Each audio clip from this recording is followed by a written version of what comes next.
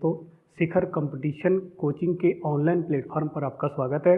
दोस्तों, आज हम भूगोल विषय के विश्व भूगोल टॉपिक पर जो है अध्ययन करने जा रहे हैं। विश्व भूगोल जो टॉपिक है दोस्तों, यहाँ से हमारे एग्ज़ामों में वनडे एग्ज़ाम हो, चाहे वो जो है संघ लोक सेवा हो, या जो है एसएससी के हो या अधीनस्थ लोक सेवा आयोग के हों, इसमें सब में क्वेश्चन यहाँ से दोस्तों पूछे जाते हैं। जब हम विश्व के भूगोल की बात करते हैं दोस्तों, हमारी जो पृथ्वी है, पृथ्वी पर 71% जल है और 29% भाग पर पृथ्वी के जो है हमारे स्थल भाग है। स्थल भाग की जब हम बात करते हैं दोस्तों, तो इसका अध्ययन करने के लिए स्थल भाग को 7 भागों में बांटा गया है, जिसे हम महाद्वीप दोस्तों कहते हैं। और जब हम महाद्वीप की बात करते हैं दोस्तों, ये हमारा ग्लोब है और इस ग्लोब का ये जो हिस्सा जब हम देखते हैं, तो ये हिस्सा हमारा जो नीला वाला हिस्सा है, ये हिस्सा हमारा जल है। और जब हम इस हिस्से की बात करते हैं, ये हिस्सा हमारा स्थल भाग में दोस्तों आता है। और जब ये इस हिस्से की हम बात करते हैं, तो ये हमारा स्थल भाग है दोस्तों। और ये जब हम नीले भाग की बात करते हैं ग्लोब पर, ये हमारा जल भाग है दोस्तों। जब हम विश्व के भूगोल में जो है महाद्वीपों की बात करते हैं, तो टोटल महाद्वीप दुनिया में दोस्तों 7 हैं, जिसमें सबसे बड़ा महाद्वीप एशिया है और क्षेत्रफल की दृष्टि से सबसे छोटा महाद्वीप दोस्तों ये हमारा ऑस्ट्रेलिया है। जब हम जनसंख्या की बात करते हैं दोस्तों, तो जनसंख्या में भी हमारा सबसे बड़ा महाद्वीप जो है वो हमारा एशिया है। जब हम जनसंख्या में सबसे छोटे महाद्वीप की बात करते हैं, तो हमारा अंटार्कटिका महाद्वीप है। आज दोस्तों इस कड़ी में हम लोग दक्षिणी अमेरिका महाद्वीप को जो है पढ़ने जा रहे हैं, उसका अध्ययन करने जा रहे हैं। जब हम दोस्तों ग्लोब में देखते हैं, तो दक्षिणी अमेरिका महाद्वीप का लोकेशन ये है दोस्तों। ये हमारे ग्लोब में दक्षिणी अमेरिका महाद्वीप का लोकेशन है। और जैसा कि आपको मालूम है दोस्तों, पृथ्वी जो है गोल है, और जिसमें अब जब हम देखते हैं, तो दक्षिणी अमेरिका महाद्वीप से जो है ये हमारा उत्तरी अमेरिका महाद्वीप दोस्तों जुड़ा हुआ है। ये उत्तरी अमेरिका महाद्वीप है, ये दक्षिणी अमेरिका महाद्वीप है दोस्तों।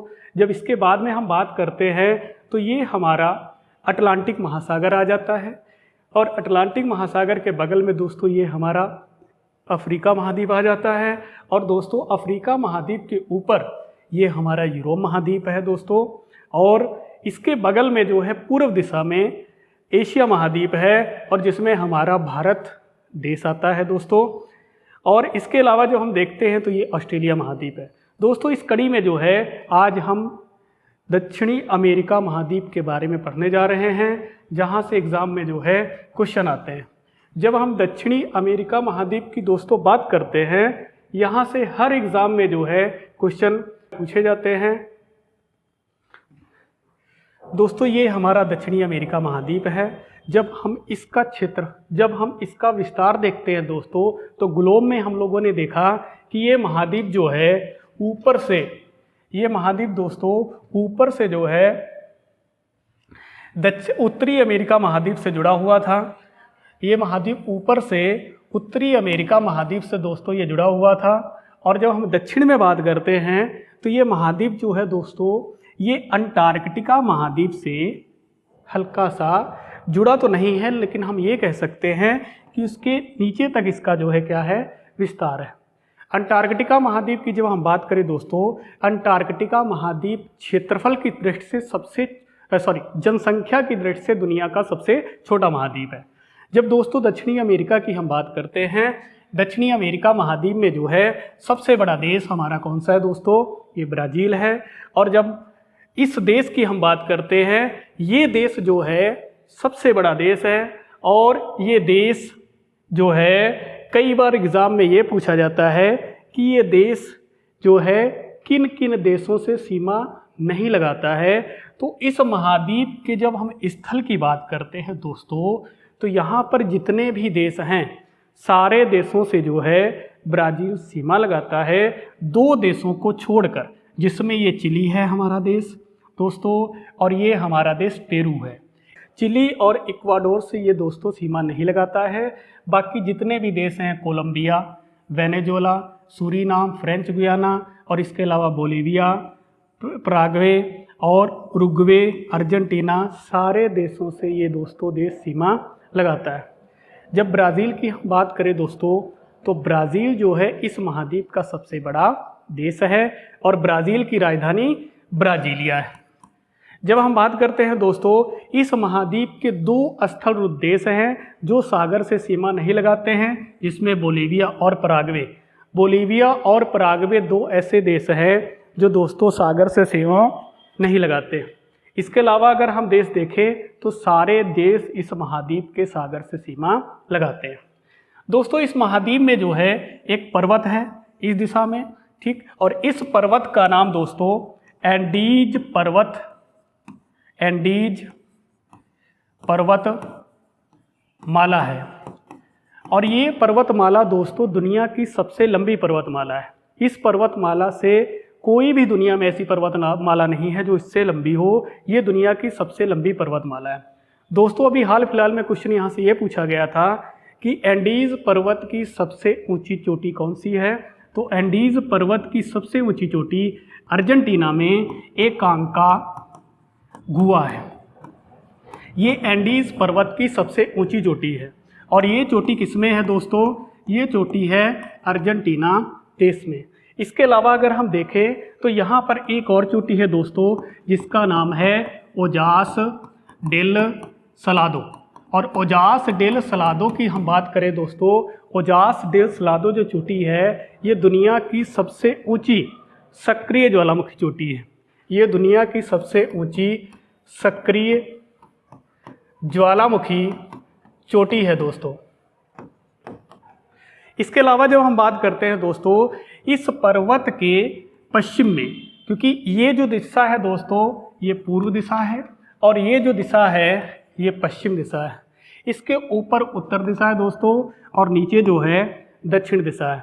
इस महाद्वीप के पश्चिम में जो है ये महासागर, अगर हम बात करें तो ये प्रशांत महासागर है। ये प्रशांत महासागर है दोस्तों। और जब हम इसके पूरब की बात करते हैं तो पूरब में दोस्तों अटलांटिक महासागर है। अटलांटिक महासागर है दोस्तों। इस महाद्वीप का जो विस्तार है सर्वाधिक दक्षिण में है, तो अटलांटिक महासागर को हम दक्षिणी अटलांटिक कहते हैं और प्रशांत महासागर को हम दक्षिणी प्रशांत महासागर दोस्तों कहते हैं। इसके अलावा अगर हम देखें दोस्तों इस एंडीज पर्वत के पश्चिम में एक दोस्तों मरुस्थल है। उस मरुस्थल का नाम आटाकामा का मरुस्थल है दोस्तों। ये मरुस्थल जो है दुनिया का सबसे शुष्क मरुस्थल है। ये मरुस्थल दुनिया का सबसे शुष्क मरुस्थल है।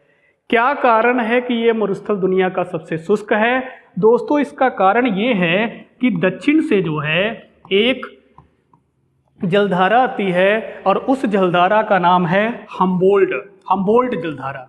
ये हम्बोल्ट जलधारा जो है ये दोस्तों दक्षिण से आती है, जो तट के सहारे उत्तर की तरफ जाती है, जिसके कारण जो है इस मरुस्थल में सर्वाधिक शुष्कता रहती है। और इसको हम यही कह सकते हैं कि ये दुनिया का सबसे शुष्क मरुस्थल है दोस्तों।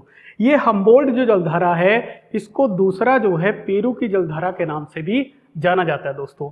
इस मरुस्थल में जो है एक स्थल पड़ता है, एक स्थान पड़ता है जिसका नाम है एरिका।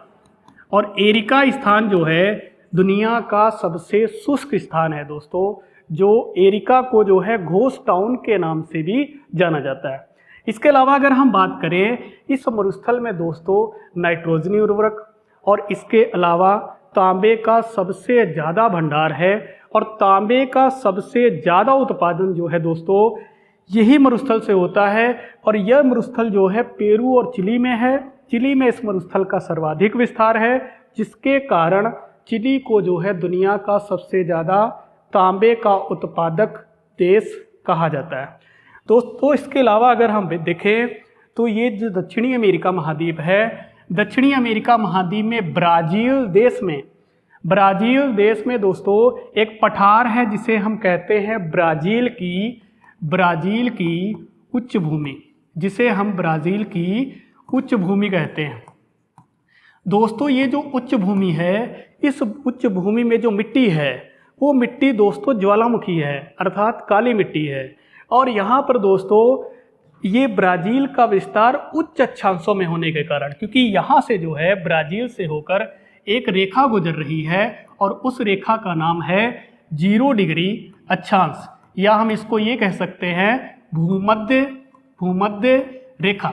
दोस्तों भूमध्य जो रेखा है, मैंने बताया भी है पिछले वीडियो में कि भूमध्य रेखा पर जो है सर्वाधिक टेम्परेचर रहता है, क्योंकि भूमध्य रेखा जो है इस पर सर्वाधिक टेम्परेचर रहता है। और भूमध्य रेखा पर जो है सूर्य की किरणें साल भर 12 के 12 महीने लगातार पड़ती रहती हैं, जिसके कारण यहाँ पर टेम्परेचर अधिक दोस्तों रहता है।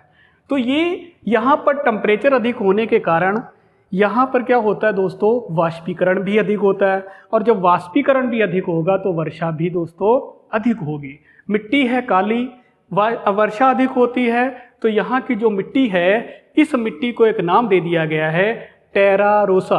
और ये दोस्तों कई बार पूछा जाता है कि टेरा रोसा जो मृदा है ये कहाँ की है, ये दोस्तों ब्राज़ील की है। और इस मिट्टी में जो है दोस्तों कहवा, रबड़, इसके अलावा अगर हम देखें तो यहाँ पर जो है कोको, गन्ना, इनकी फसलें काफ़ी मात्रा में होती हैं। दोस्तों कहवा का सबसे ज़्यादा उत्पादन इस मिट्टी में होता है, और दुनिया में सबसे ज़्यादा कहवा का उत्पादन ब्राज़ील देश दोस्तों करता है। और कहवा का उत्पादन ज़्यादा करने के कारण इसको जो है कहवा पात्र भी कहा जाता है दोस्तों। इसके अलावा दोस्तों अगर हम लोग देखें तो ब्राज़ील में एक नदी बहती है और इस नदी का नाम है अमेजन नदी दोस्तों ये ब्राज़ील में बहती है, और अमेजन नदी दुनिया की दोस्तों सबसे बड़ी नदी है।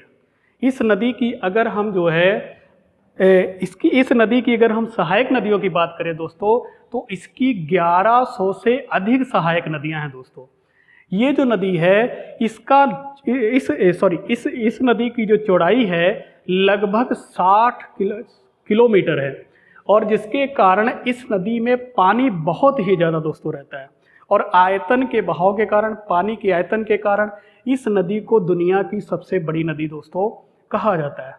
इसके अलावा अगर हम बात करें दोस्तों, ये नदी इतनी ज़्यादा इम्पॉर्टेंट है क्योंकि इस नदी के किनारे कहवा की कृषि, रबड़ की कृषि, इसके अलावा जो है कोको की कृषि भी जो है इसके किनारे होती है दोस्तों।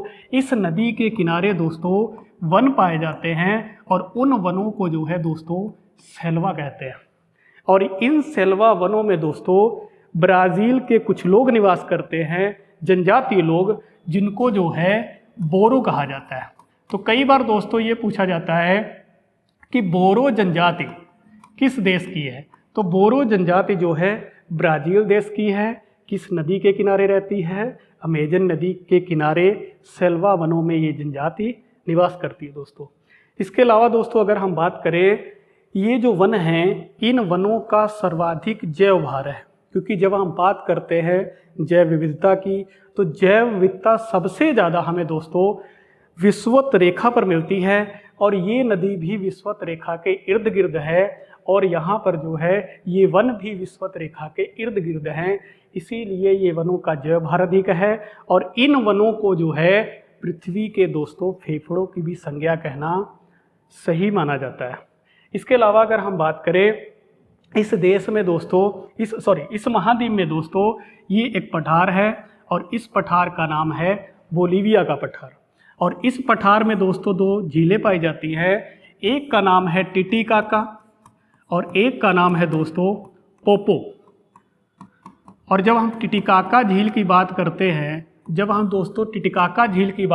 हैं, तो टिटिकाका झील दुनिया